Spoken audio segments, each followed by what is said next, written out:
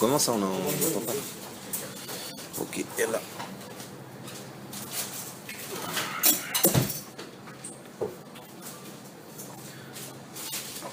Oyez. Ah, c'est bon. Ok. Il y a un... Le Shabbat qui arrive, c'est un Shabbat exceptionnel. Alors pas seulement parce que mes parents et ma soeur de France sont là et que ça fait un an que je les attends. Bon, ça c'est un petit truc personnel, mais c'est vrai que ça fait plaisir. Mais il est particulièrement spécial parce que on finit un livre, on finit le Sefer Bamidbar, Razak, Razak, Venit Razek. D'accord, on va lire Matot Maaseh d'un coup. Et donc on va dire ce Shabbat Razak, Razak, Venit Razek. On va bénir, vous savez qu'il y a un Shabbat, toujours le Shabbat qui vient avant le Rosh Chodesh, qui s'appelle Shabbat Mevachim. Et donc on va bénir le mois de Av, qu'il faut appeler Menachem Av et pas Av tout seul. C'est-à-dire pas Av, ça veut dire papa, mais bon, c'est le mois. Et Menachem Av, c'est-à-dire la consolation du Père. Ok. Donc on a plusieurs choses. Premièrement, Shabbat Mevachim, c'est le Shabbat qui va bénir le mois de Av. On a deux parachiotes, Matot et Maaseh. On finit le Sefer Bamidbar. D'accord. Donc ça fait pas mal de choses. Il faut savoir que Rosh Chodesh Av, donc c'est lundi, si je ne me trompe pas, lundi soir, un truc comme ça. C'est en même temps les lois d'Aaron Cohen. Alors maintenant on va essayer de comprendre tout ce qui se passe. Matot, ça veut dire un bâton. C'est aussi le nom qu'on donne aux tribus. Donc c'est-à-dire que Matot, ça représente un bâton, ça fait mal. Un bâton, une tachana, c'est comme une station de bus. En général, elle est en fer, il y a un poteau. Ça, c'est Matot. Matot, c'est un poteau dur, bien ancré, bien posé, pour que tu puisses savoir là où tu vas. D'accord. Tu vois, il est écrit Tel Aviv. C'est un poteau. Maaseh, c'est pas ça. Maaseh, c'est des voyages, c'est des chemins. Maaseh, ça veut dire je suis en mouvement. C'est bizarre de voir que à la fin du Sefer Bamidbar, donc le Sefer le livre dans lequel tu es dans le désert, on te dit Matot Maaseh. En gros, le secret est dans ces parachutes, on parle de plein de choses, mais entre autres des 42 étapes qu'on a fait dans le désert. Alors d'abord, il y a un problème, c'est que ça s'appelle les 42 étapes du désert. Or, on commence à compter à partir de la sortie d'Égypte. Alors, où c'est le désert, où c'est l'Égypte? Choisis, mais ne me dis pas 42 étapes du désert alors que tu commences à me compter, on est sorti d'Égypte, etc. Première question. Deuxième question. Le but, en fait, c'est de sortir d'Égypte et d'arriver en Israël. C'est ça, ces 42 étapes. Mais les Chachamim, les sages, ils nous disent qu'en réalité, c'est beaucoup plus que ça. Ces 42 étapes, c'est 42 étapes de la vie. Donc, je vous fais envie, juste je vous mets l'eau à la bouche. Si vous voulez savoir, et j'imagine qu'on est nombreux à vouloir savoir, qu'est-ce qui m'attend dans la vie? Qu'est-ce qui m'attend? C'est quoi? Grosso modo, je sais que je suis censé naître, ça, je choisis pas. Je suis censé grandir, au Hachem, en bonne santé, encore mieux. Je suis censé faire ma bar mitzvah, je suis censé me marier, je suis censé avoir d'autres enfants. Ok, c'est-à-dire. Mais les 42 étapes du désert, je vous donne 4 références. Vous pouvez aller voir dans les livres du Baal Shem Tov sur la Torah. Vous pouvez aller voir sur le Sfat Emet, l'Admour de Gour. Vous pouvez aller voir chez le Ben Ishraï, vous pouvez aller voir chez le Chida. Dans ces 4 bouquins, ces Chachamim là, ces 4 là en particulier, ils prennent chaque étape et ils te les décortiquent pour t'expliquer, en réalité, parce que la Torah, elle te les cite. Mais tu dis, mais attends, c'est Waze la Torah ou quoi? Qu'elle a besoin de me donner chaque tachana? Mais quoi, on va refaire le truc à l'envers? À quoi ça sert? On te dit que la Torah, chaque lettre, elle est comptée, on fait attention, etc. Puis Tom, tu as une paracha entière, enfin en tout cas un gros morceau qui te dit étape 1, étape 2, étape 3, étape 4. Quel est l'intérêt? L'intérêt, c'est qu'en fait, on s'en fout. C'est pas un voyage. On n'est pas en train de, c'est pas un guide du routard qu'on est en train de te faire. C'est qu'en réalité, dans ces deux parachutes, on t'explique comment dans ta vie, toi personnel, la vie du Ham Israël en général, tu dois passer 42 étapes. Alors, il y en a, ils font 42 étapes en une journée. Il y en a, c'est toute leur vie. Et il y en a, ils sont restés à la Tachana, à la station 4. D'accord? Maintenant, on va comprendre pourquoi. Ces 42 étapes-là, c'est quoi? Exemple, parce que je ne peux pas vous les faire les 42, mais exemple, il y en a une qui s'appelle, alors cette fois c'est des jeux de mots sur la ville, sur le nom, etc. Mais il y en a une qui s'appelle, en gros, l'endroit où on enterre comment dire, nos plaisirs, nos ta'avot. D'accord? L'endroit avec les jeux de mots sur la ville s'appelle l'endroit où j'enterre mes ta'avot. Bizarrement, quand tu regardes dans l'historique, c'est l'endroit où l'homme Israël, qu'est-ce qu'il a fait? Tout d'un coup, les mecs ils se réveillent le matin, ils tapent chez Moshe, ils disent Il y en a marre de cette vie. Maintenant, attends, ils ont les anané kavod, les nuées de protection, pressing à domicile, la manne, il y a tout. Mais il se réveille un matin, tu ne sais pas pourquoi, crise, je suis pas content, je suis pas heureux, j'ai pas ce qu'il faut, je veux de la viande, je veux de la caille, je veux de ci, je veux de ça, je veux de ça, il manque, machin, etc. Évidemment, pourquoi? Si toi tu sais qu'ils sont arrivés à l'endroit où le travail du juif, c'est de enterrer ces plaisirs qui sont stam, ces plaisirs matériels qui servent à rien. Évidemment, quand tu arrives à un endroit où on t'attend, c'est là où on te chauffe. Donc arrive l'endroit où tu dois justement te dire, attends, mais qu'est-ce qui est important en réalité? Moi, ce qui est important pour moi, c'est travailler Dieu, etc. Les plaisirs du monde, c'est intéressant, mais bon, ça racole, ça va où? Là où il y a le petit garçon et la petite dame. D'accord? Vous avez compris là? Ok. Au maximum, si vraiment t'es un truc, tu peux l'enterrer aussi, plus tard. Bon, au gag, au maximum. Bon, c'est vrai, tu peux laisser une petite maison, un petit truc à tes enfants, mais Tachles, le matériel, c'est hyper intéressant. C'est pas sauf à Olam. Et donc, tu arrives à la Tachana de ta vie où on va travailler ce sujet-là. Bizarrement, tu vois que l'homme Israël, au Hachem, il travaille bien l'épreuve, il s'énerve. Il me manque ci, il me manque ça, et si j'étais riche, et si j'étais plus grand, et si j'étais plus petit, et si ma voiture elle était plus large, et si. En gros, je suis pas content. Je suis pas content. J'ai un manque matériel. Évidemment, t'es arrivé à la station où il fallait justement pas faire ça. Donc tu vois, ça c'est un exemple. Il y a 42 étapes comme ça, où je suis très aimé. Il y a 42 étapes comme ça où on te dit comment agir. Alors maintenant, nous, on va revenir. C'est que ces 3 semaines, Beth Amikdash a été détruit, on est en deuil, demi-deuil, d'accord? En réalité, il ne faut pas réfléchir cette période comme ça. On a expliqué la semaine dernière que cette période-là, elle est là pour réveiller chez nous une question de quel est mon rôle, qu'est-ce qui me manque vraiment, et comment je peux participer à la construction. Parce que la destruction, c'est simple. N'importe qui, il peut avoir tout dans les mains et le détruire. Regardez un enfant, un jouet qui t'a hurlé, il était prêt à se rouler sous une voiture pour l'avoir. L'heure d'après à la maison, il le jette par là sur le mur. Donc le principe de la destruction est très simple. Le principe de se taper la poitrine en disant on a détruit le Beth Amikdash, on s'aime pas, Sinatrinam, tous les trucs qu'on connaît, c'est vrai, il faut réfléchir sur ça, il faut prendre les leçons de ça, mais Tachles détruire, il n'y a rien de plus simple. Vous savez que, comme j'ai dit souvent à mes élèves, tu prends un beau vase chinois, le mec il a mis des heures à le faire. Des heures, tu sais, une jauge comme ça, c'est des heures, et je ne parle pas de la peinture et chaque détail. Ça prend combien de temps à casser? Petit coup de fesse. Donc la destruction, c'est très simple. La construction, là on te dit, il y a au moins 42 étapes. Donc d'abord, c'est très important de comprendre ça. Pourquoi? Parce que on a en nous un besoin de se construire, on a un besoin d'avancer, on a un besoin de grandir, on a un besoin de... Nos besoins changent. Avant, j'étais pas marié, c'est-à-dire j'avais besoin de ça, ça, ça et ça. Aujourd'hui, je suis marié, j'ai besoin de plus.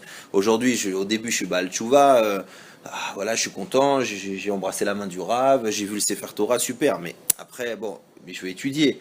J'ai fait un cours, non mais je veux 2, non, et puis je veux pouvoir lire, et puis je veux me débrouiller. Donc, au fur et à mesure de la vie, dans tous les domaines, on a besoin d'avancer. On a besoin de sentir qu'on progresse, on a besoin d'avancer. La Torah, elle est très claire. Elle te dit, tu sais, sache que c'est la nature des choses. C'est-à-dire si tu n'avances pas, tu recules.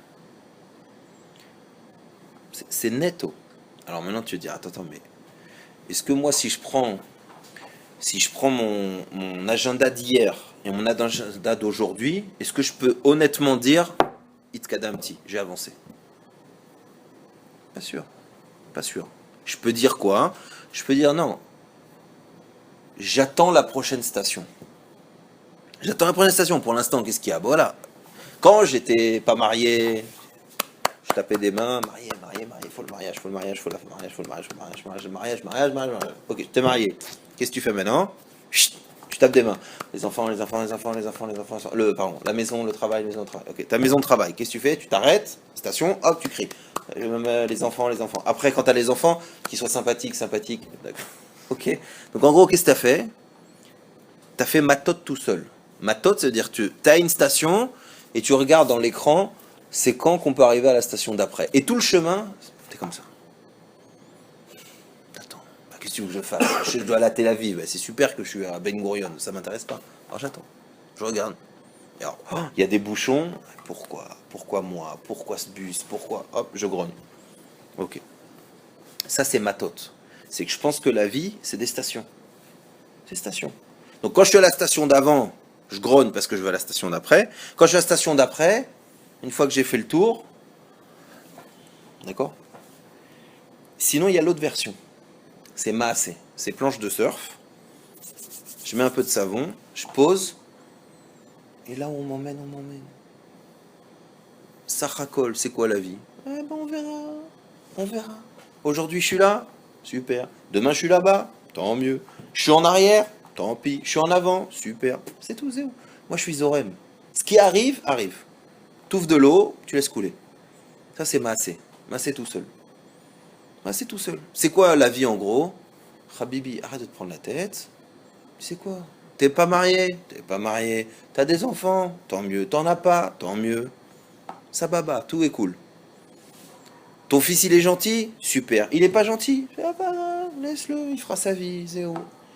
Et on voit bien que la Torah elle te dit, je t'explique ma méthode d'un côté maasé, mais moi t'as vu je les ai collés. Non seulement dans l'ordre, mais en plus je te les ai collés d'Afka, là, Ashgacha Pratit, on va lire les deux ensemble et on va finir. C'est-à-dire que si tu veux arrêter que ta vie, ça soit un désert, tu dois comprendre que la vie c'est ni ma méthode tout seul, c'est ni je saute d'une station à l'autre comme une grenouille, et donc je suis jamais vraiment content de là où je suis, parce que quand je me trouve à Tel Aviv, ben, c'est pour aller à Haïfa, quand je suis à Haïfa, c'est pour aller à Tibériade, et ainsi de suite. Donc ça peut être l'erreur de dire la vie c'est qu'une station, c'est que des stations, et donc t'as vu la tronche des mecs dans le métro? Ils font la... Parce que c'est pas ma station, d'accord? Vous allez voir pourquoi c'est un problème. Ou l'inverse. I like the bird, je mets le ventilo, je mets les cheveux en l'air, et là où on m'emmène, on m'emmène. C'est-à-dire qu'on m'amène on m'amène à un Achnasat Sefer Torah, je danse avec le Sefer, on m'amène à la plage, je vais à la plage. Là où on m'emmène, on m'emmène. Moi je suis, tu sais, on est là pour profiter, alors là où le vent me truc, j'y vais. Il y a deux problèmes dans ce système, quand on les prend séparés et quand on ne sait pas faire l'équilibre. Première chose le premier problème de la version je vis ma vie comme des tachanotes, comme des stations de train. Le problème c'est que le voyage c'est ce qu'il y a de plus beau. On en avait parlé, vous vous rappelez? Le chemin, ça fait partie de ta responsabilité. Donc c'est quoi le problème des stations? C'est que tu ne vis pas. Si tu prends les stations netto sec, tu ne vis jamais. Tu vis jamais parce qu'en réalité, quand tu es célibataire, bah, tu sais c'est quoi le problème? C'est que tu es célibataire. C'est pour ça que tu n'es pas sympathique. Non, parce qu'en fait, tu es très sympathique. Tu seras sympathique quand tu seras marié. Quand tu es marié, le problème c'est que tu es marié. Mais tu seras sympathique quand tu seras pas. Voilà. Donc en gros, c'est quoi le problème? C'est qu'à chaque station, tu vis pas. Le problème des stations, c'est je te dis, on attend patiemment en regardant le décor la station d'après. Et quand on arrive à la station d'après, on est sûr que quoi? Qu'il y a tout là-bas. Qu'il y a tout là-bas. Et ça, c'est une grave erreur. Parce que c'est quoi une station? Une station, ça peut être ou un endroit figé, ou le fait que tu passes d'une station à une autre, c'est-à-dire que ça s'intègre dans un parcours. Alors c'est complètement différent. Vous savez, quand on fait du ski, il y a un numéro sur les portes, pour que tu saches que si tu es au 10, après il y aura 11, il y a 12, et à la fin, 18, c'est la fin du parcours. C'est-à-dire que si ta vie, c'est des stations, sois assez intelligent au moins pour comprendre que logiquement, apparemment, tu es censé évoluer. D'une station à l'autre, tu es censé évoluer. Et là arrive un grand... Quand tu vis ta vie comme une station, c'est-à-dire comme quelque chose de figé, comment évoluer alors que tu es figé? Comment t'évolues, comment tu vis et comment tu prends les forces du moment, puisqu'en fait, dans ta tête, ta réflexion de base, c'est de dire non mais là, je suis pas sérieux, c'est parce que j'ai pas de travail. Quand j'aurai un travail, je vais me lever. Ah, Khaboub, tu crois que tu vas y arriver du jour au lendemain? T'es magicien? C'est pas vrai. Si tous les matins, quand t'avais pas de travail, tu te lèverais, t'aurais mis une semaine pour trouver un travail, pas un mois. Non mais, quand je serai religieux, bien sûr que je vais me réveiller tôt. Bah, tu sais quoi, commence et fais un footing. Moi, je vois, à chaque fois que je vais à la Sina, je vois des mecs à 40 berges avec un petit short qui marche. Ça veut dire quoi? C'est-à-dire que si tu attends la station d'après pour te prendre en main, en réalité, tu vas arriver à 42 ans à la station 3. Tu n'auras jamais bougé. Maintenant, bizarrement, tu es censé changer. Si je dis par exemple, quelle est la grande épreuve d'un enfant de 5 ans? Eh ben, c'est de lui donner la valise de la famille. Un enfant de 5 ans, une valise de 20 kilos pour aller à l'aéroport, c'est une montagne. Si maintenant je te dis, tu peux m'aider à prendre ma valise, qu'est-ce qu'il va faire? Il va pas s'effondrer, tu sais. Non, parce qu'à son âge, Baruch Hashem, une valise de 20 kilos, c'est pas génial, mais zélo stafolam. Qu'est-ce que ça veut dire cette chose-là? Ça veut dire que si tu évolues, et si réellement tu vis les stations, ce qui peut te paraître une montagne quand tu as 5 ans, et en fin de compte c'est une valise, quand tu as 15 ans, c'est une valise. Ça veut dire. Tu as grandi. Pourtant c'est... Bonjour. Pourtant c'est la même chose.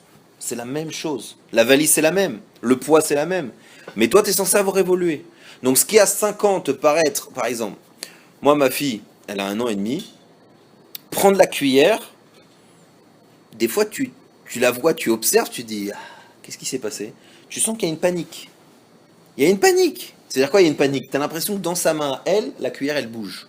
Pourquoi? Parce qu'elle la prend, elle voit qu'elle n'est pas à l'envers, et là, il y a un énervement, comme si c'est la cuillère qui a décidé de l'embrouiller et de mettre le bout qu'il faut, un truc. Alors tu vois, il y a un truc. Après, faut rentrer dans le yaourt. Bah, le yaourt, il est comme ça, c'est pas très compliqué. Bah, ne crois pas.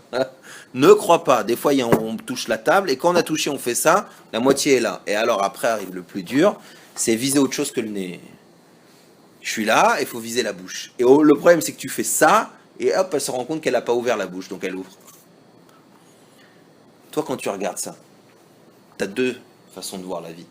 Ou tu te dis, ah, quel crétin. C'est un enfant. Qu'est-ce que c'est? C'est un enfant. Bon, non, mais c'est un enfant, mais elle est en train de me pourrir la vie. Alors vas-y, maman, va me rincer tout ça. Et tu la regardes avec un petit coup de nerf quand même. Un peu d'amour parce que c'est un enfant, c'est mignon. Et à un moment, un petit coup de nerf en disant vraiment, vivement que tu grandisses, toi. Et là, je te dis, Raboub, mon cher enfant, qu'on est tous, tu comprends pas que à sa station à elle, prendre une cuillère et qu'elle se met pas bien, c'est une grande angoisse. Trouver l'endroit où il y a l'endroit et le mettre à la bouche, c'est un grand stress. Si tu lui apprends pas à vivre ce moment-là, à qu'elle comprenne que c'est pas grave, la cuillère elle peut tomber, que c'est pas grave qu'on peut se tâcher, que c'est comme ça qu'on apprend, que oui, elle visait pas son nez, c'est sûr, parce qu'on mange pas le yaourt avec le nez, mais on peut le rattraper en faisant descendre et c'est meilleur. Bon, t'as compris? Bon, c'est-à-dire, tu vas lui apprendre à quoi? À réfléchir dans cette station.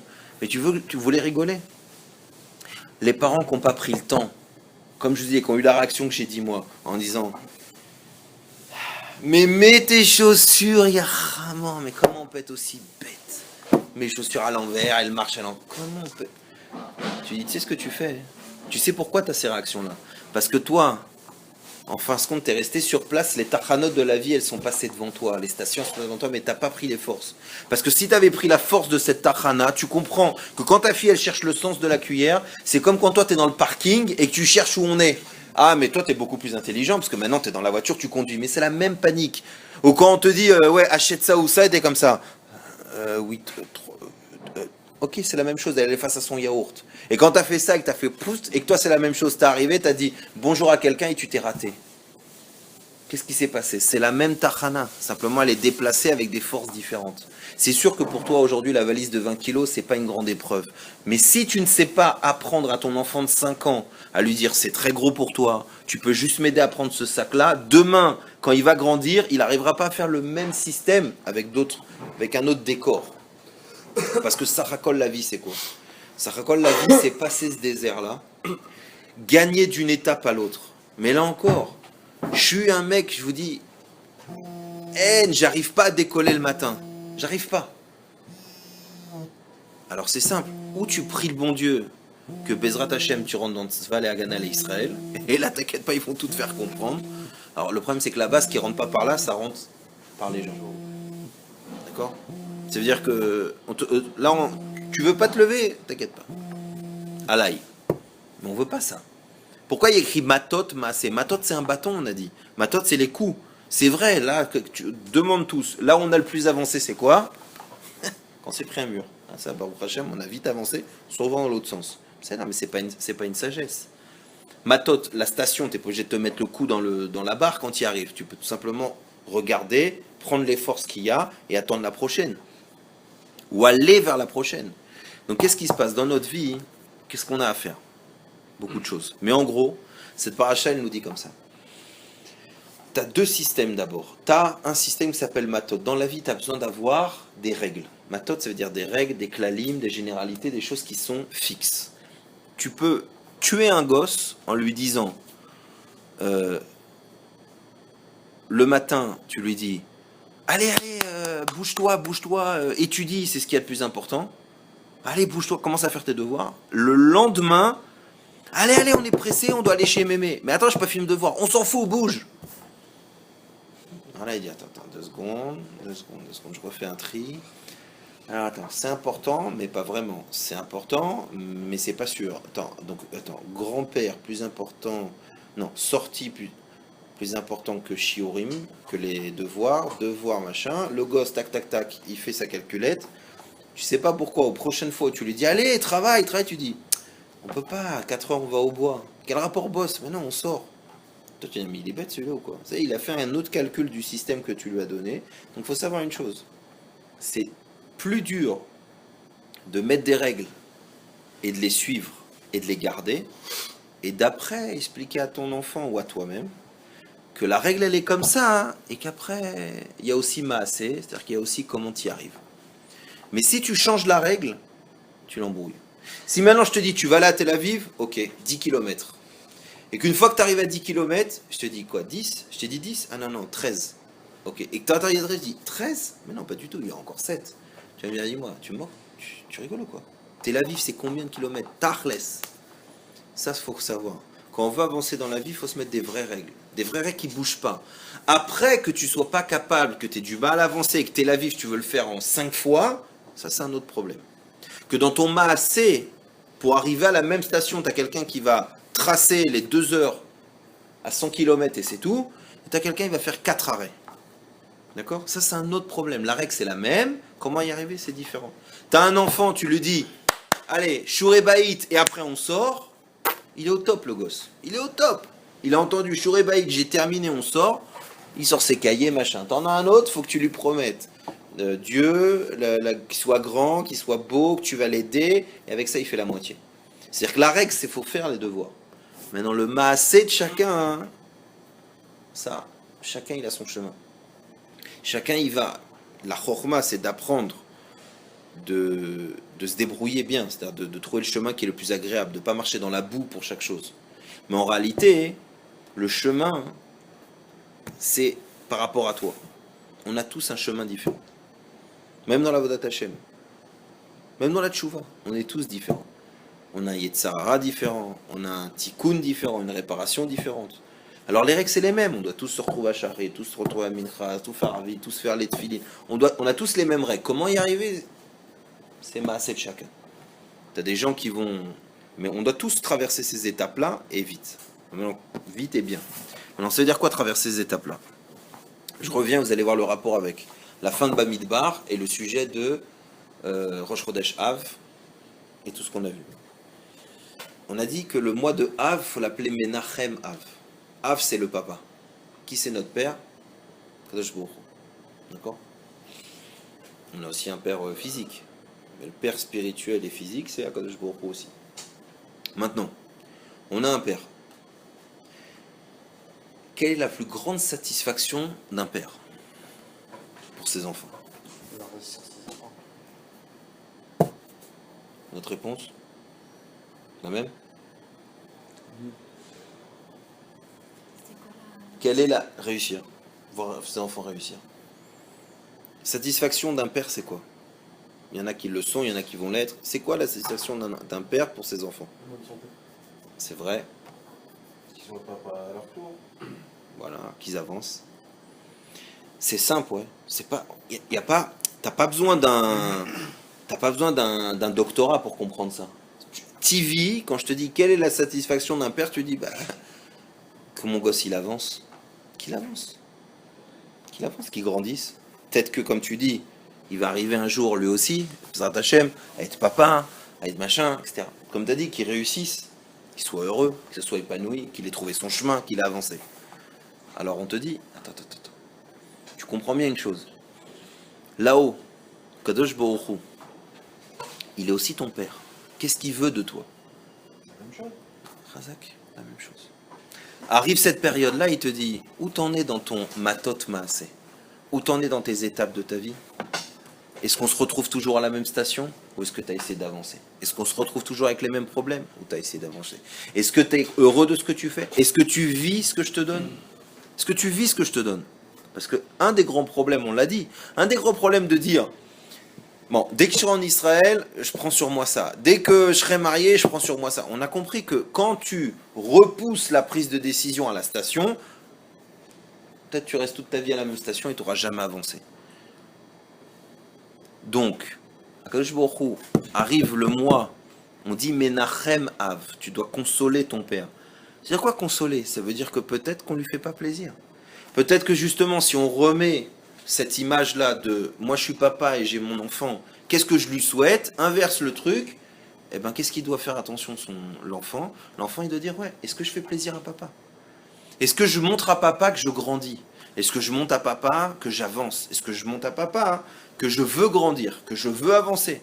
Est-ce que je montre à papa qu'il m'a montré une chose et je le refais pas? Ou je le refais mieux? Est-ce que je lui montre? Il n'y a rien de plus fort pour un père ou une mère de voir son enfant à qui tu as expliqué une règle essentielle de la maison. Écoute chérie, quand il y a des invités, je veux que tu aides, je veux que tu prêtes tes jouets, etc. Et de voir que toi tu es occupé dans la cuisine et que tu vois du coin de l'œil qu'il le fait, de lui-même. Ça c'est la plus grande des satisfactions. Quand tu as arrivé à faire comprendre à ton enfant l'importance de la règle et qu'il a su la mettre sur son chemin, tu es au top. Tu es au top, tu ressens la satisfaction. Pourquoi? Parce que tu sais que maintenant il est dans son chemin et qu'il y a encore une autre station et il y a encore autre chose à lui apprendre et il y a encore autre chose à le renforcer. Mais tu comprends que ce travail-là, il a été bien fait. Ça veut dire que ton enfant, il vit la chose. Il vit la chose. Il est ni en train de passer d'une station à l'autre de façon ferme parce que tu lui as dit 8h, on mange, 9h, tu dors, 8h, on se réveille, 8h20, filine, 8h40, machin, ok. Il est ni en train de dire, bon bah, papa est là, on va à la plage, papa est là, on va à la synagogue, papa est pas là, toute la journée à la maison comme ça, avec la bave. Qu'est-ce qui s'est passé? Où sont les piles? Où sont les tachanotes? Où sont... Tu sais où c'est? C'est que c'est parti avec le papa. C'est que tu lui as pas construit ces tachanotes et tu lui as pas appris à lui-même les vivre. Pourquoi? Sinon il y serait. Sinon, il aurait trouvé. Donc Akadosh Baruch Hu nous dit la même chose. Il nous dit, vous savez pourquoi vous n'avez pas le Beth Amikdash? Ok, on sait, si notre Inam, Nacha, on l'a détruit. Mais vous savez comment vous pouvez le reconstruire, le Beth Amikdash? En pensant à moi un tout petit peu. En essayant de me consoler. En disant, moi, Akadosh Baruch Hu, voilà, regardez, je vous embête pas, je vous laisse le monde comme il est. Mais c'est quoi le but? C'est que vous construisez dans ce monde. Et c'est quoi la construction qu'on a à faire, qu'on est responsable tous? C'est de construire un Beth Amikdash. Une maison, c'est un Beth Amikdash. Notre couple, c'est un Beth Amikdash. Nous-mêmes, on a un Beth Amikdash. C'est-à-dire qu'on a des étapes, on a des parties qu'on doit construire, qu'on doit améliorer et qu'on doit faire avancer.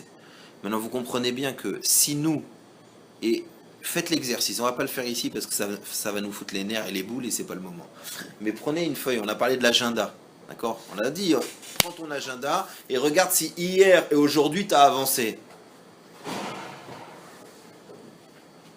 Surtout, Chas Shalom, quand les vacances arrivent, déjà, qu'est-ce qu'on n'aime pas, voilà, Chazak? Qu'est-ce qu'on n'aime pas dans la difficulté du travail et tout? C'est le quotidien, je me lève, je ci, je ça, les enfants, tac, tac, ça nous prend la tête. Quand arrivent les vacances, alors si tu fais tout péter, t'as pas compris que les vacances, c'est pas un arrêt des activités, c'est un changement d'activité. Ça faut vite faire comprendre. Les vacances, c'est pas un arrêt des activités, tout d'un coup, là, je me huile, attention, regardez l'effort, hop, je me tourne de l'autre côté, je me huile, voilà. C'est pas ça. Pourquoi la vie, elle s'est arrêtée pendant 2 mois? C'est pas un arrêt, c'est un changement. Normalement, j'ai une chemise comme ça, là je mets un t-shirt comme ça. Normalement, je prends une demi-heure, je sors la tête par le balcon pour un truc. Là, je peux prendre 2, 3 heures pour me poser, etc. Normalement, je suis pressé, je suis énervé, j'ai pas le temps de jouer, c'est pas le moment. Là, je peux faire un chèche-bêche pendant 1 heure et demie avec mes gosses. Normalement, j'ai pas le temps de les prendre tous dans les bras parce qu'il y en a un qui arrive à 5 heures, l'autre qui repart à 18 heures, l'autre qui est pas là. Et moi, je.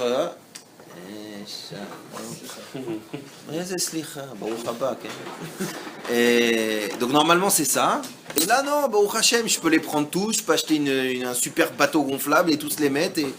Donc je vais quoi? Je vais pas arrêter mes activités, au contraire, je vais les changer et profiter des nouvelles forces qu'on me propose. Maintenant je reviens, c'est quoi le problème de Menachem Av? C'est qu'Akadosh Baruch Hu, Akadosh Baruch Hu, il attend de nous un travail, il attend de nous un réveil. Rêve, on est endormi. D'ailleurs c'est une des choses, il y a écrit Aïnou Kecholmim, quand on va... La Géoula va venir, Aïnou Kecholmim, ça veut dire quoi? Anachnu Cholmim, Mechaya Metim, quand on dit réveille les morts, Tarshov Almi, Al Rabbi Akiva, Vezelo, Tarshov Alecha. Pense à toi, Mechaya Metim, c'est pense à toi. C'est qui le mort?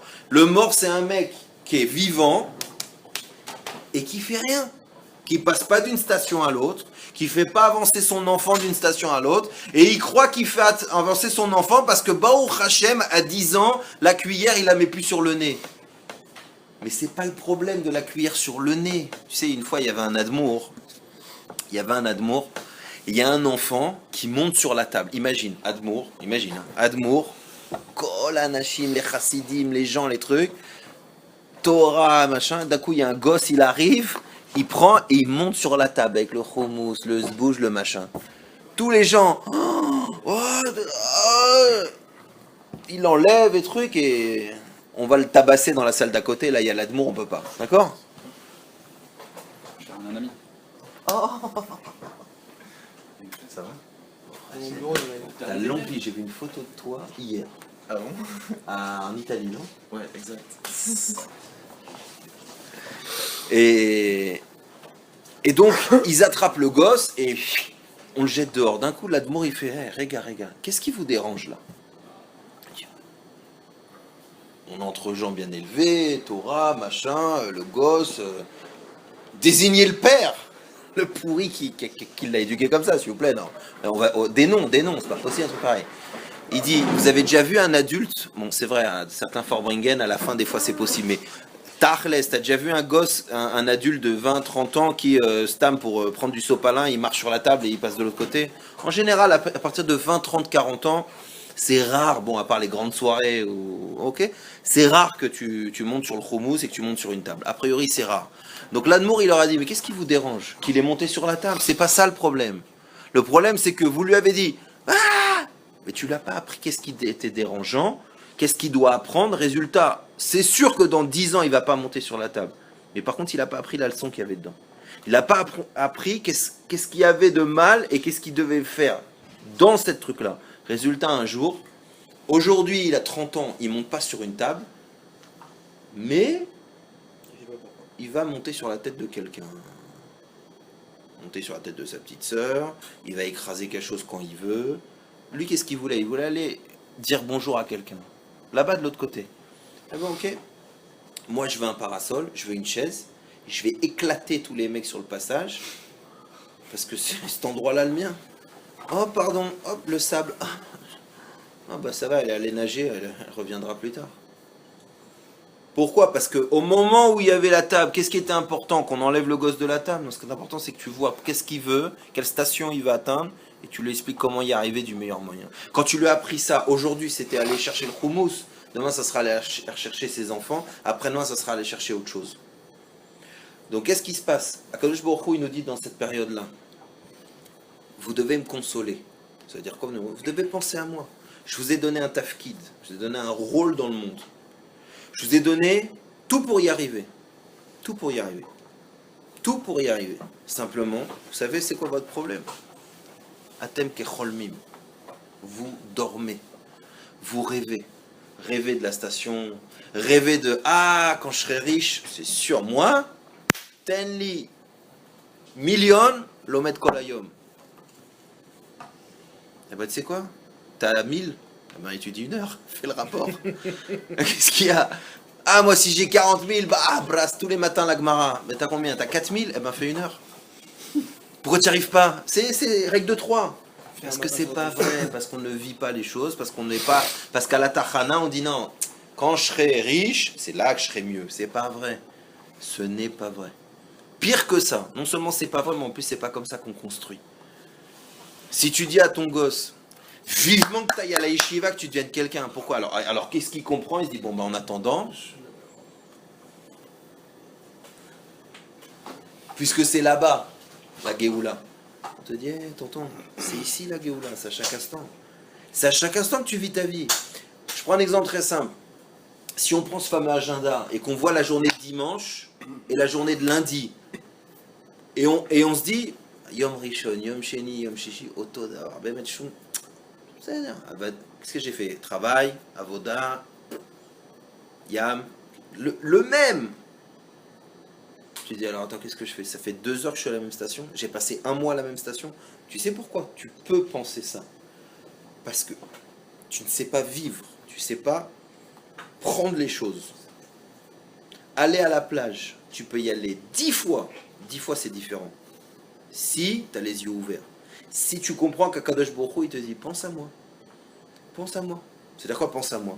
Pense à moi, ça veut dire que je suis allé me baigner, je reviens, je mets un t-shirt. Je suis allé me baigner, je reviens, je remets mon tzitzit. Je suis allé me baigner, je reviens, je mets ma kippa. Je vais acheter un coca, je mets ma kippa, je fais la bracha. Tu vas me dire, c'est pas l'endroit. C'est l'endroit, pourquoi? Il n'est pas là-bas, je me trouve, non plus. Si. Il y a quoi? Il y a le hérouf, lui aussi passe pas. Non, il est là-bas aussi. C'est quoi là-bas? On se pose 5 minutes. On discute de Torah aussi. Ouais, on peut discuter là-bas. Ah, il y a des choses à faire attention, c'est sûr. Mais tu peux, pourquoi? T'es dans le train. Ah bah, tu peux faire comme ça. Ou tu peux regarder autour de toi et dire, ah tiens, tu vois, ah, c'est marrant, il y a un truc. Ah, vous travaillez? Ah, tiens, tac, tac, tac. Moi, j'étais un bête mishpat avec quelqu'un. Donc je me suis dit, je vais là-bas, pourquoi? Pour soutenir mon pote qui est en procès. En réalité, je suis allé là-bas pour ça. Et pendant le procès, je parle à un mec et je lui dis, mais qu'est-ce que t'as là? Bon, c'est normal, tu fais un procès injuste, tu dois pas être très à l'aise. Mais pourquoi t'es être humain? En parlant, il me dit, ouais, j'ai pas d'enfant, j'arrive pas à avoir d'enfant. Je dis, ça tombe bien, moi aussi. Tu veux qu'on en discute? Hop, téléphone, et je suis en contact avec lui. Cette chose-là, elle aurait jamais pu se faire si quoi? Si je pense que la Tachana, c'est le resto d'après. Non. Tachana, c'est maintenant. Donc, Matot Maaseh, c'est une paracha qui te dit tu dois, pour avancer, te mettre des règles. Ça, c'est clair. Te mettre un seder, te mettre des ordres, te mettre des limites, te mettre des règles de base. Tu dois les mettre, c'est obligé. Après, tu dois apprendre à comment y arriver. Exemple, voilà, toute l'année, je me réveille, je travaille et tout. Arrive 1 mois de vacances, tu sais pas, tu as l'impression que... Alors, qu'est-ce qu'on va répondre? Réponse, je décompresse. T'as vu la tronche d'un ballon quand tu le décompresses? C'est ça que tu veux? C'est-à-dire quoi je décompresse? C'est-à-dire j'ai ouvert... Ouais, et après tu vas te rendre compte pourquoi après les vacances, tu vas être plus nerveux, aussi nerveux, sauf que tu vas être marron. Voilà, c'est la grande différence. Tu vas être marron et 20 000 euros en moins. C'est-à-dire, qu'est-ce qui s'est passé? Si tu as décompressé, il faut savoir que les étapes, c'est justement pas décompresser. Un juif, il décompresse pas.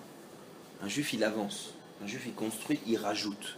Ce ignan de dire, faut que je décompresse. Non, vis les choses. Si, quand tu étais dans l'avion, tu avais compris que l'avion fait partie du voyage et des vacances, tu aurais décompressé là-bas. C'est-à-dire quoi? Tu aurais vécu, tu aurais pris pas de... Parce que je vous dis, vous avez vu la tronche d'un ballon décompressé? Vous avez vu la tronche du bateau décompressé? C'est pas très marrant.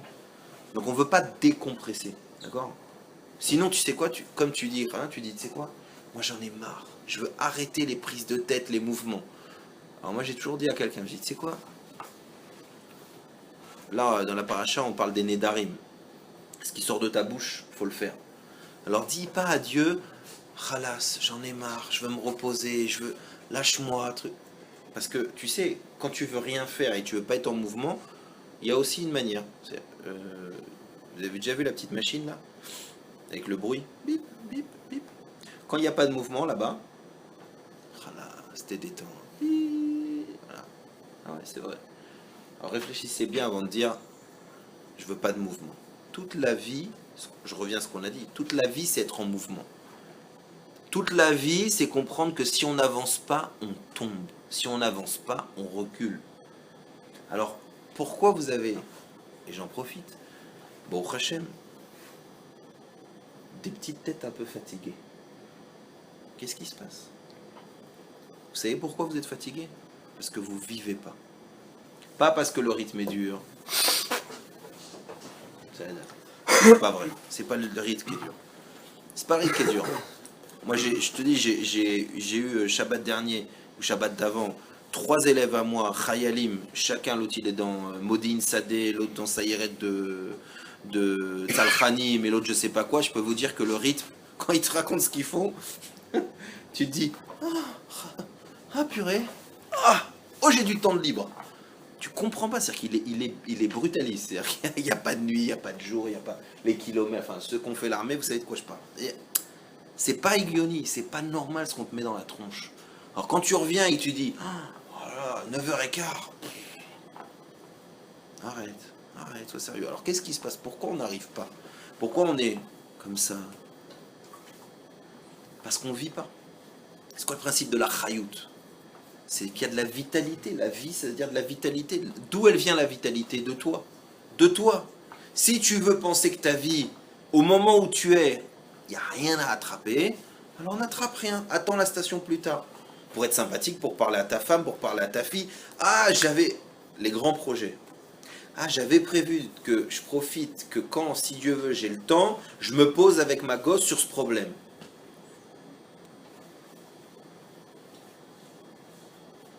Voilà. Plus que ça. Vous vous rappelez l'histoire du bébé avec la cuillère ou du gosse avec la valise? Ou de l'enfant qui marche sur la table? Si j'arrive à ce moment-là à prendre le temps et à agir, vous savez ce que je lui fais? Je l'aide. Je lui permets que quand il arrive à la station d'après, où il risque de retrouver le même schéma mais un peu plus compliqué, il a déjà emmagasiné de la vie. Il a déjà emmagasiné de l'expérience. Il a déjà emmagasiné des forces. Résultat, Bémet, la valise, elle est moins lourde. Bémet, elle est moins lourde. Mais le problème, c'est que je vous dis, la valise, c'est normal parce que toi, tu grandis. Le problème, c'est que nos valises de notre vie, elles sont plus lourdes. Ou est-ce qu'en réalité, on traîne les mêmes valises? Et c'est ça la question. Si tu vis, tu traînes pas les valises, tu les traites. Tu les traites, tu les travailles. Tu les travailles. Il faut savoir que tu peux pas faire plus plaisir à Kadosh Baruch Hu que d'être en vie, d'être dans le système de l'effort, d'être dans le système d'avancer. Il n'y a rien de plus beau pour Akadosh Baruch Hu qu'un juif en plein milieu de sa vie, entre guillemets, dans son train là comme ça, jusqu'à 120 ans en bonne santé, où on verra, etc., que dans cette chose-là, il s'arrête, il se fixe des stations, il vérifie où il en est, il avance et il progresse. Il n'y a rien de plus beau pour Akadosh Baruch Hu. Parce que la bar mitzvah, c'est une fois, on allait voir le rabbi, et c'était des parents, et ils arrivent avec leur enfant qui avait 2-3 ans, et ils leur disent, bon, Rebbe, je voulais savoir comment je fais pour qu'il soit fort dans la Torah, dans les machins, comment je fais pour qu'il soit comme ça. Et le rabbi, il sourit, il dit, vous avez déjà du retard. Il dit, mais il a 2-3 ans, le gosse. Il dit, vous avez déjà du retard. Pourquoi vous avez du retard? Bah oui, parce que si tu te poses la question maintenant, en réalité, ton gosse, il a commencé à vivre en toi. En toi déjà, il avait compris. Au moment où vous l'avez fait avec votre femme, vous lui avez donné déjà une direction. Si toi tu pensais à Alain Delon et ta femme à Brigitte Bardot, le gosse il s'appelle Hollywood. Pas shoot. Déjà tu as commencé là-dedans. Donc en réalité, dans tout ce qu'on fait, on est déjà dans l'étape d'après. C'est comme l'ADN. L'ADN, il y a tout. Il y a autant un doigt que le cerveau dans l'ADN. Quand on va multiplier, qu'on va passer d'une étape, on va s'en rendre compte. Mais un juif, c'est de l'ADN. Quand tu es attaché à Adonai, à Kadosh Baruch Hu, à l'ADN du monde, quand tu es attaché à l'ADN du monde et que tu es attaché à cette chose-là chez toi, au Chelek d'Akadosh Baruch Hu qui est en toi, à l'ADN qui est en toi, tu dois comprendre que tu es capable de progresser et d'avancer. Mais si tu t'endors, tu rêves, t'attends toujours la station d'après pour voir quel est ton travail et quel est ton rôle, tu vas vivre. Excusez-moi, traduction. Tu vas passer dans ce monde. Passer. Et qu'est-ce qu'on a dit tout à l'heure? C'est quoi la satisfaction d'un père quand il voit que ses enfants ont avancé? Mais pas simplement dans l'âge et dans le nombre de bougies de l'anniversaire, ça c'est automatique. Jusqu'à 120 ans en bonne santé, comme tu as dit. Mais ça c'est automatique. T'as pas une achayout de faire cette chose-là. Ça c'est TV. Ça grandit de soi-même. Mais toi, tu as une achayout de dire, est-ce que mon enfant, je l'ai fait progresser dans sa vie, dans le désert? Est-ce qu'il est passé d'une station à l'autre? Est-ce que est-ce qu'il avait, en Kita Aleph, en CP, il avait des problèmes de parler avec des gens? Est-ce qu'en CE1, il a plus d'amis? Est-ce qu'en CE2, il a même un groupe? Est-ce qu'en CM1, il a pris même une responsabilité? Est-ce qu'en CM2, il est chef? Est-ce qu'en 6e, il s'occupe de son petit... Oui, mais on rigole, mais c'est vrai. C'est ça, la vie. C'est ça, la vie. Si on ne progresse pas, alors qu'est-ce qu'on fait? Si on ne se fixe pas un nouvel objectif, alors qu'est-ce qu'on fait? On est devant la télé et on zappe. C'est horrible, c'est pas la vie, ça, c'est le chayout. T'es pas là dans le monde pour laisser le temps passer. Le zman, c'est chachouv. Donc si tu te mets pas dans ta mécanique, dans ta tête de dire attends, regarde, si je prends une feuille, qu'est-ce que je peux mettre que j'ai fait de nouveau, de plus? Quelle cette année? Depuis hier? Quelle cette année? Quelle cette année? Depuis hier? Depuis hier, qu'est-ce que j'ai fait? Pourquoi? Parce que je t'ai dit, la nature humaine, c'est Crocs, Coca, glaçons. J'ai failli oublier les glaçons. Ah, purée. C'est ça la nature humaine.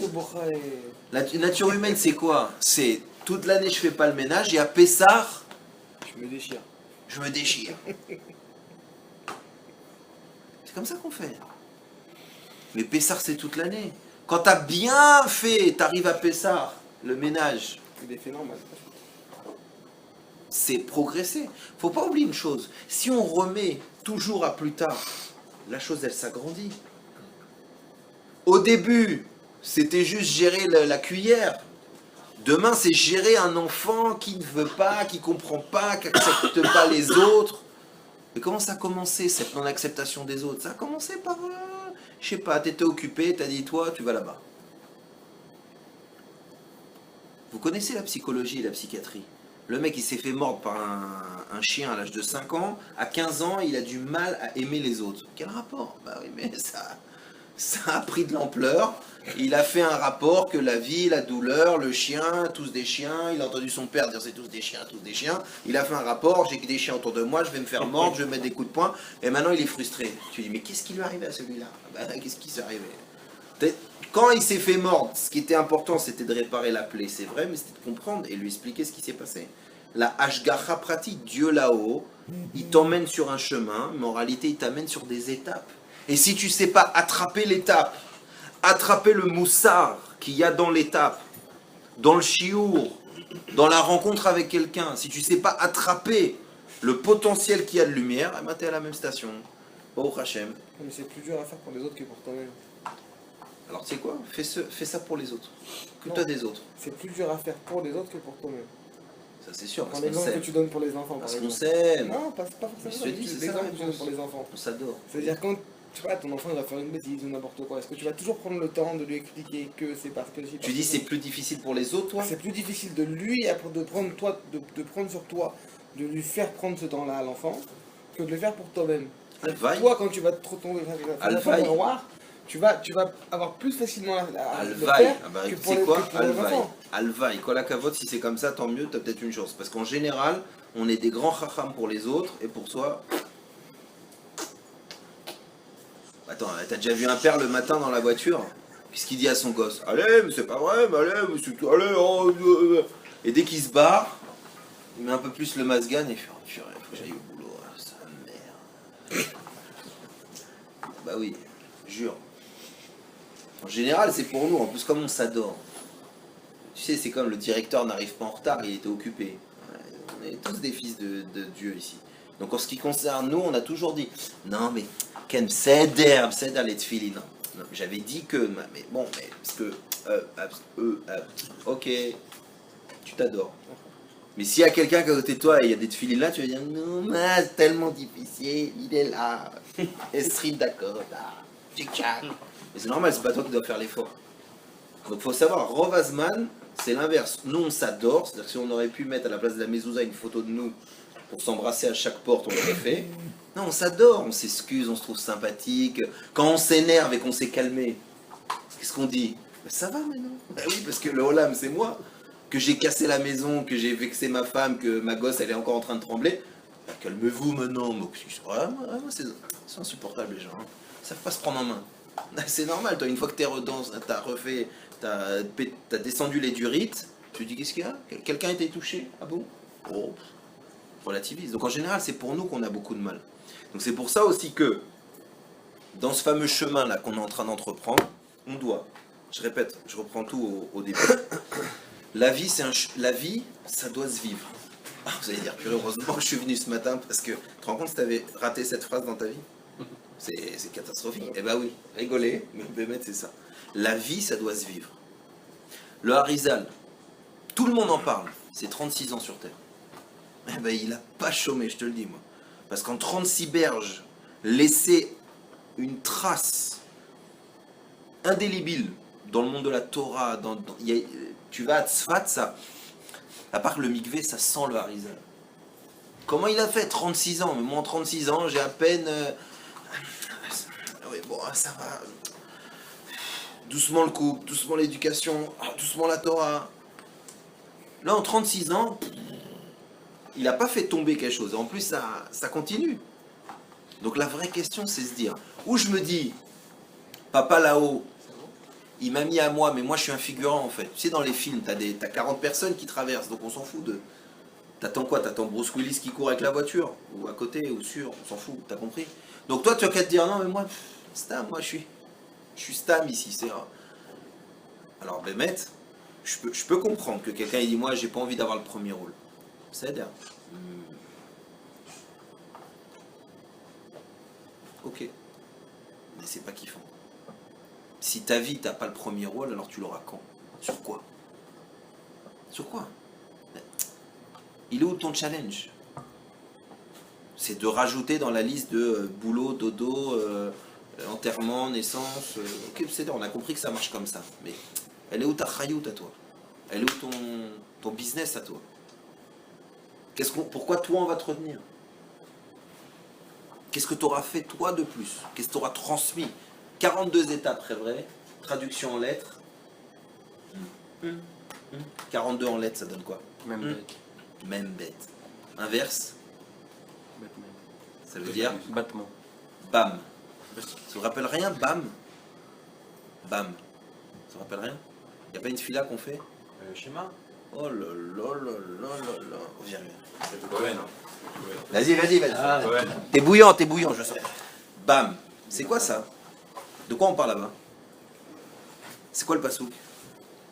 Tu dis Barta, bam, tu l'enseigneras à tes enfants. Moi, babouche, qu'est-ce que vous êtes fort. Voilà. T'as compris le truc.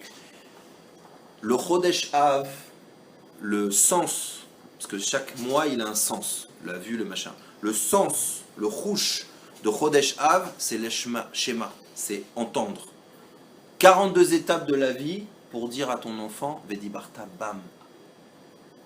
T'as compris la chayout que t'as? Si t'es pas capable de la prendre pour toi, alors prends-la pour le reste. T'as pas compris qu'on est en galoute parce qu'on n'a tous pas pris notre responsabilité. On n'a tous pas pris le fait de se dire je peux consoler Akadosh Baruch Hu. Je peux consoler mon père. Chacun a son niveau d'étape dans sa vie et dans son étape, mais je peux le faire. Pourquoi je le fais pas? Parce que je ne vis pas.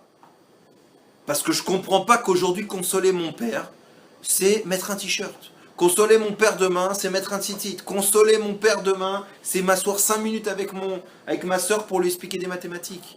Mais je peux pas comprendre ça si je pense pas que je suis dans cette dynamique. Si je comprends pas que j'ai un rôle. Si je comprends pas qu'Akadosh Baruch Hu Bémet, il attend d'être consolé. Par quoi? Par le fait que tu acceptes de vivre. Pas que tu le rejoins là-haut, il s'en fout là-haut. Et pourquoi il t'a fait descendre alors? Pourquoi? Mais mec, si c'est pour que tu sois là-haut avec lui, alors reste là-haut. Fais pas descendre des gens. Fais pas descendre des Neshamot. Si ce qui était important pour Akadosh Baruch Hu, c'est que tu sois là-haut avec lui, alors qu'est-ce que tu as créé un monde ici? Non. Là, ce qui est important pour Akadosh Baruch Hu, c'est que dans ce monde-ci, tu vis avec lui. Dans ta vie à toi, avec les difficultés, les limitations, l'Égypte, tu arrives à faire Israël. Tu te déplaces de l'Égypte, ça veut dire d'un monde où tu es limité par ta fatigue, tu es limité par ton argent, tu es limité par ta taille, par tes enfants, tu es limité par tout ce que tu veux. Mais dans cette chose-là, tu dis pas, eh ben, Maktoub, chacun sa vie. Non. Tu dis ça, c'est le début d'un travail, c'est le début d'une évolution, c'est ce qui va me permettre de grandir et d'arriver à Vedibarta Bam. Ça veut dire que ces 42 étapes que je traverse et que je dois traverser, je les ai remplies, résultat, je les ai transmis. Et donc j'ai vécu, et comme j'ai vécu, Akadosh Baruch Hu, il est content. Il est content. Et c'est pour ça que les tzadikim, ils sont appelés vivants, et les Rechaim, ils sont appelés morts. Pourquoi ils sont morts? Il a l'air d'un mort dans sa Ferrari. D'abord, on peut être tzadik dans une Ferrari, hein. Je nous le souhaite. Ouais. Donc, d'accord. Mais pourquoi il est appelé mort? Parce qu'il est à l'arrêt. Il est comme ça, avec un corps. Extraordinaire quand même. Donc, ok. Je reviens parce que tout ça, c'est pour que quand vous sortez d'ici, on arrive chacun de nous à dire, attends, regarde. Tu sais quoi? Si j'ai un peu compris ce qui se passe, je dois dans mon fameux agenda ajouter un petit truc.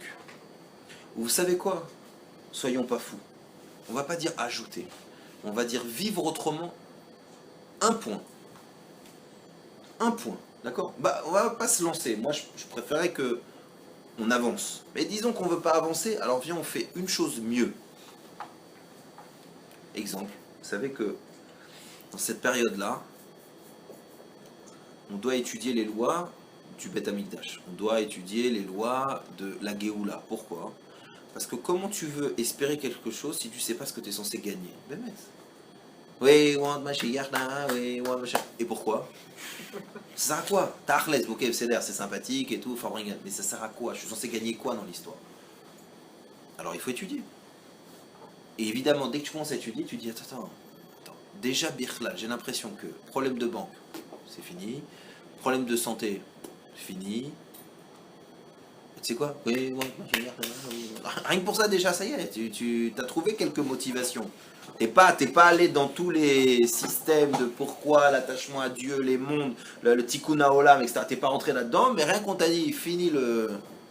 Tu veux dire, ok, ouais, c'est bien, ça me plaît, vas-y, va là-bas. Ça veut dire quoi? Ça veut dire qu'il faut réellement travailler cette chose-là pour que tu en aies besoin. Mais si tu crées pas le manque, si tu sens pas qu'Akadosh Baruch Hu, il n'est pas génialement présent dans le monde, il est là, s'il n'était pas là, on ne serait pas là. C'est un homme milvado. Mais si tu sens qu'il y a quelque chose qui manque, alors réveille les choses. Alors tu vas me dire, ouais, mais comment je peux faire, moi? Je ne vais pas du jour au lendemain devenir rabbin. D'abord, de toute façon, personne ne te l'a demandé. D'abord. Et deuxièmement, tu peux être au moins toi-même. Tu peux vivre chaque instant. Ce que je te dis, tu es dans la tfila, prie. Il y a un mikvé à côté de toi. Il est là. C'est pas qu'il est. Il est là. Il est là pourquoi? Pour que tu le regardes. Rentre. Il y a un minyan. Maintenant, il y a un minyan. Ouais, moi, je prie pas, moi. D'accord. Mais là, il y a un minyan maintenant. Va. Prends, attrape les opportunités. Attrape les opportunités de vie et va voir ce qu'il y a là-bas. Et tu vas te rendre compte que quoi? Qu'en réalité, tu aurais pu régler, il y a déjà 10 ans, ta nervosité, tes peurs, tes machins. Pourquoi? Parce que une fois, tu étais en colo et il y avait un plan kayak. Et toi, tu as embrouillé, tout le monde l'a brouillé, tu as envoyé avec tout le monde parce que tu avais peur. Mais si tu t'étais un peu travaillé, etc., tu aurais déjà mis une part de... Tes frousses, tu les auras déjà gagnées quand tu seras arrivé à la fin en kayak, avec le gilet sur la tête et une pagaie en moins. Tu aurais déjà réglé un peu de cette peur-là. Mais tu t'es dit, non, c'est pas le moment, on verra station après. Et t'accumules. Résultat, entre nous, je dis ça, tu comprends bien que quand tu arrives vers tes enfants, moi j'ai eu la chance, Baruch Hashem, que c'est pas venu tout de suite. Dieu m'a dit, Regarde, Raboul, on va voir ce que tu as dans le ventre.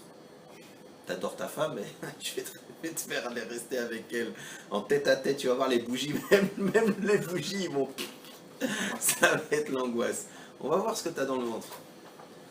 Bon, Hachem, c'était pour le bien. Pourquoi? Parce que ça m'a permis de parler vraiment à ma femme, d'essayer de construire notre couple vraiment, de penser à c'est quoi l'éducation, de comprendre que quand ma première fille elle arrive, savoir que c'est une responsabilité mamache, que c'est un cadeau de Dieu. C'est pas c'est ma fille, je sais ce que je fais. Non, c'est un cadeau de Dieu. C'est un cadeau de Dieu d'avoir une Neshama. Alors, oui, c'est ma fille, c'est-à-dire, mais c'est aussi la fille de Atakadosh Baruch Hu.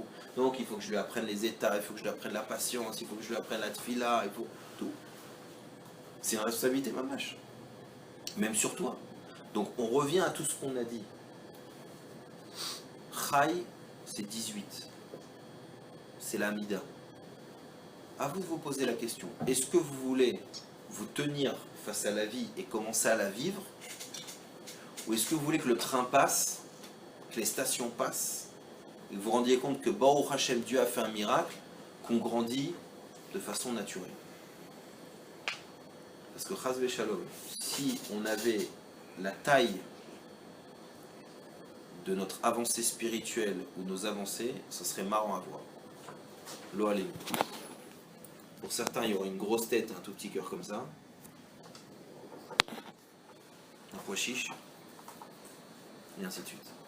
Il y en aura un, il aurait un bras gauche de 10 mètres et un bras droit qui donne comme ça. Chas v'shalom. Pourquoi? Parce que c'est un équilibre, c'est un travail. Maintenant, je répète, pourquoi il faut le faire maintenant? Parce que maintenant, on est dans une période où il y a de la destruction, il y a beaucoup de destruction. C'est des 3 semaines, c'est des choses difficiles. Alors tu vas me dire, bah, c'est juste là que tu as trouvé. C'est juste maintenant qu'il y a beaucoup de destruction, tu me dis qu'il faut que je construise. Et là, je te dis, regarde, 2 secondes. Bon, je ne vais pas vous faire déplacer, mais j'imagine qu'il y a un chantier quelque part là. Comment c'est un chantier? Comment c'est un chantier? Balagan, c'est dégueulasse, il y a de la poussière. Tu as l'impression que c'est que de la destruction. Non, c'est un chantier. Ces 3 semaines, c'est vrai que c'est un chantier de destruction, mais en réalité, c'est là où tu peux construire le plus. Vous avez compris le truc? Là, on est dans le chantier de notre Neshama, on est dans le chantier du Am Israël, on est dans le chantier de la possibilité de construire. Il faut profiter. Sur le chantier, on ne va pas dire ah, pourquoi tu t'es sali, c'est un chantier, tu mets un casque et tu fonces. C'est ça l'avantage du chantier. C'est que tu n'es pas en entretien d'affaires. J'ai 20 minutes pour prouver ce que je suis. Non, tu es les mains dans la boue, les choses sont cassées, il y a du sable, c'est abîmé, etc. Mais Kadosh Baruch Hu, il ne regarde pas. Pourquoi? Parce qu'il sait que tu es en train de construire. Alors quand on construit, on a de la boue sur les mains. Quand on construit, on se fait ça et on se met du bleu ici. Quand on construit, on est fatigué. Quand on construit, on mange. On sait que la construction, ça passe par des étapes de un peu truc. Et c'est ça la puissance de cette période. La puissance de cette période, c'est de savoir que si maintenant chacun de nous on se réveille et qu'on dit je peux avancer, on est dans un endroit où il y a eu tellement de destruction que il ne regarde pas. Il ne regarde pas. Preuve en est, c'est qu'après ce mois de Av arrive le mois d'Elul, et au mois d'Elul, Anil et Dodiv et Dodili, non seulement il ne regarde pas, mais en plus il va te voir là où tu es. Donc vous voyez comme on a inversé par le fait qu'on veut se prendre en main, le fait que Keilou, ouais, mais qu'est-ce que tu veux que je fasse maintenant? Bien sûr que je suis nerveux, et tu crois que du jour au lendemain je vais devenir sympathique, et tu crois que maintenant je vais pas m'énerver avec ma femme, et tu crois qu'on va se mettre d'accord sur tout? Tais-toi. Tais-toi. Oui, tu peux le faire. Tu peux être Ryuvi, tu peux amener de la vitalité maintenant, parce que Dafka, on est dans une situation où tout est en chantier, tout est détruit, donc on peut tout reconstruire. C'est ça la force. Et on regarde pas. On va pas regarder que t'es sale, on va pas regarder que t'es lent, on va pas regarder, parce que Tachles, c'est le balagan de toute façon. On n'est pas en train de... L'artiste, hop, la dernière touche. Donc vous comprenez pourquoi Dafka maintenant, on te parle de toutes ces parachiotes, où on te dit prends ta vie en main, fixe tes règles. Fixe tes règles. Un immeuble de 40 étages, c'est dans les fondations que tu as décidé qu'il faisait 40. Ça se voit maintenant? Non. Il y a que du sable et de la poussière. Donc c'est ce qu'on fait. C'est ce qu'on doit faire maintenant. Et c'est pour ça qu'évidemment, le Yetzara t'attaque, il fait beau, et tu peux passer 2 mois à rien foutre. Chouna. Là, au moment où on te dit, tu sais quoi, vas-y, il y a le sable, il y a toutes les matières premières, fais tout ce que tu veux. Réagis, réfléchis. C'est quand que c'est le plus facile? A priori, c'est maintenant. Tout est détruit, tout est devant toi, tu peux tout reconstruire, tu peux tout reprendre à zéro. T'es détente, t'as du temps. Comment ça se fait que c'est maintenant où tu grones? Comment ça se fait que c'est maintenant où tu sais pas, je sais pas, pourquoi? Yetzara, c'est tout. Pas shoot. Pas shoot, Yetzara. Pas shoot, Yetzara. Et le Yetzara, il est très fort. Je vous dis, à chaque station, on te dit que c'est la prochaine ou celle d'avant. C'est-à-dire, il y a des gens qui regrettent tout le temps avant. Regrettent tout le temps. Ah, quand j'étais en France. Ah, quand j'étais pas marié. Ah, quand il y avait ma grand-mère qui était là. Ah, au temps de Rabbi Akiva, comment c'était bien. C'est quoi, ça, c'est ceux qui regardent toujours en arrière. Et aussi pire, autant, ceux qui regardent Keilou tout le temps en avant. Qui reportent, ça veut dire. Il faut savoir que il y a Koyetzara, quand il dit de faire une Avera, que tu lui dis, on peut se voir demain, je suis un peu occupé là. Pour le reste, c'est faux. D'ailleurs, c'est écrit Hachem Melech, maintenant. Hachem Malach, Hachem Imlor. Mais ça commence par quoi? Hachem Melech, Arshav. Arshav. C'est maintenant que tu fais tchouva. Sur quoi? Sur le kos. Voilà. Baruch ata Adonai, Eloheinu melech olam shakol yadvaru. Amen. Je suis pas un tzaddik. Mais sur ce kos là, j'ai fait ce qu'il fallait. C'est tout. Sur le coca, sur le repas, sur le Birkat Amazon, sur la Gemara, sur le chinour de mes enfants, je sais pas encore. Sur ça, j'ai fait. Et tu sais ce qui est très bien? C'est quand tu prends l'habitude de vivre chaque instant, bizarrement, tu te rends compte que tu as un grand potentiel. Tu es une grande star. Tu es une grande star. Parce que quand tu es dans la tfila, tu pries. Ah, c'est marrant. Quand tu es au supermarché, que tu profites du supermarché, tu fais des achats. Quand tu es à la plage et que tu profites de la plage, tu te détends vraiment. Et ainsi de suite. Mais quand tu es à la plage et que tu es en réalité à Paris, en train de te dire, un mois et demi, faut que je me détende. Un mois et demi, faut que je me détende. Parce qu'après, je vais reprendre le travail, faut que je me détende. Et bizarrement, tu ne sais pas pourquoi tu as des coups de nerfs. Vis ce que tu vis, puise les choses là où elles sont.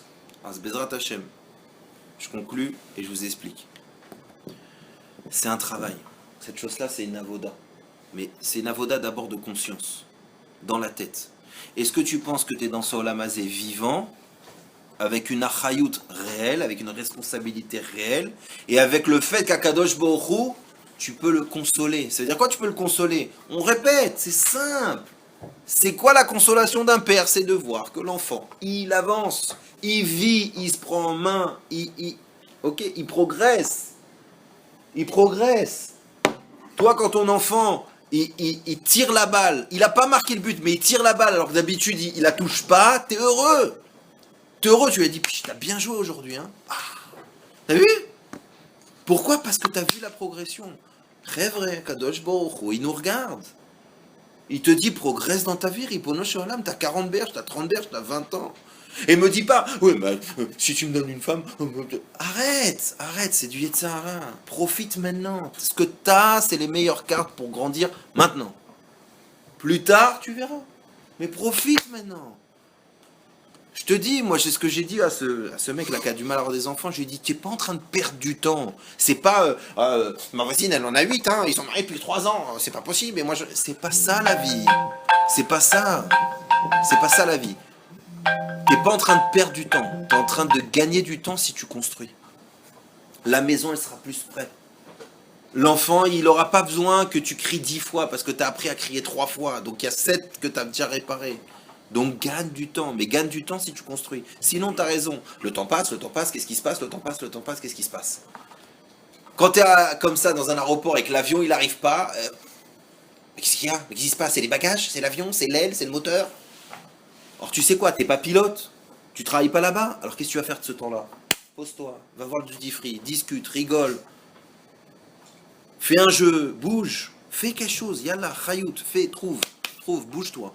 Pourquoi? Parce que, c'est vrai, que ce soit la Géoula ou l'arrêt des activités, au moment où les choses s'arrêtent, où les choses changent, qu'est-ce que tu vas regretter? Qu'est-ce qu'on va tous regretter? Pas shoot, très vrai. Pas shoot. Le fait de dire, mais pourquoi je ne l'ai pas fait? Maintenant que c'est clair, maintenant que c'est simple, pourquoi je ne l'ai pas fait? Pourquoi je n'ai pas trouvé la vitalité à ce moment-là pour dire, allez, là, je me lance, je bouge, je fais, j'ajoute. La première fois, combien de fois, ouais, dimanche je me mets à courir, lundi je me mets à courir, le mardi je me mets à, jeudi ma truc, machin, etc. Et la première fois où tu as fait stam, tu as marché en long, en large la taillelette, tu reviens, alors attention. Le soir, les mecs ils comprennent pendant que tu as gagné 1 million, tu es sur le kicker, t'es comme ça. Tu ouvres un peu, mais ils comprennent pas les gens, mais toi tu sais pas la géoula que tu as eue. Ça fait 1 mois que tu dis que tu vas bouger ce que tu dois bouger, et là tu as marché, tu as fait un aller-retour, mais tu sais, le problème c'est que le lendemain, si tu le refais pas, ou si tu fais pas un peu plus, ou si tu prends pas un autre sujet où tu avances, tu vas te réétouffer, tu vas te mettre à te dégonfler, et tu vas passer à côté. N'oubliez pas une chose, vos enfants, nos enfants, et on est tous des enfants, ils ont de la chayout les gosses. Alors des fois c'est pas dans des choses super importantes, mais au moins ils ont de la chayout. Apprends des enfants. Apprends tes enfants. Apprends tes gosses. Est-ce qu'on est des enfants de Dieu? Est-ce qu'on s'inquiète pour notre Père? Est-ce qu'on se demande si on lui apporte aujourd'hui la vitalité qu'il faut? Je suis pas sûr. Si on le fait pas, c'est un problème. C'est ça, reconstruire le Beth Amikdash. Reconstruire le Beth Amikdash, c'est dire, il y a Kadosh Baruch Hu qui me regarde. J'ai un rôle. J'ai 10% de batterie. Je les utilise. Je les utilise. Demain c'est 15, je les utilise. Mais j'utilise, Ribono Shalom, on a des forces. Regardez tout ce qu'on a autour de nous. Quand tu devais aller chercher l'eau au puits, je comprends. Mais aujourd'hui, on ne va pas chercher l'eau au puits.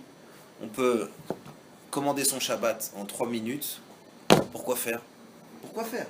Pour qu'on soit plus sympathique? Je ne suis pas sûr. Pour qu'on soit plus présent? Je ne suis pas sûr. Pour qu'on ait... Vous voyez, est-ce que ça nous a facilité la vie? Je suis pas sûr. Je pense que ça nous a rendu juste plus comme ça. Alors, vrai, Chayoun, piquez-vous, il y a de la vitalité en chacun de nous. Akadosh Baruch Hu, notre papa, il nous regarde, on peut le consoler. Comment? En faisant, en bougeant, en avançant, 1 mm par-ci, 1 mm par-là, 2 mm par-ci, 3 mm par-là. J'ai vécu. Quand tu vas te coucher, Shema Israël, Vedi Barta, bam, ouais, j'ai fait mon rôle. J'ai fait. Un peu, mais j'ai fait. Alors je me couche, je suis content. Et quand arrive une deuxième journée, je me rappelle de ce que j'ai fait hier, je me dis, yes, encore 24 heures où je vais refaire encore quelque chose. Je vais refaire schéma, je vais remettre les TF, je vais refaire quelque chose, encore et encore. C'est-à-dire, mettez de la vitalité dans chaque chose, dans votre travail, dans vos rapports, dans tout ce que vous allez faire. Mettez de la vitalité parce qu'on est là pour vivre. On n'est pas là pour voir le film passer. D'accord? Soyez des acteurs. Chacun à votre niveau. Alors là, j'ai des amis. C'est une blague.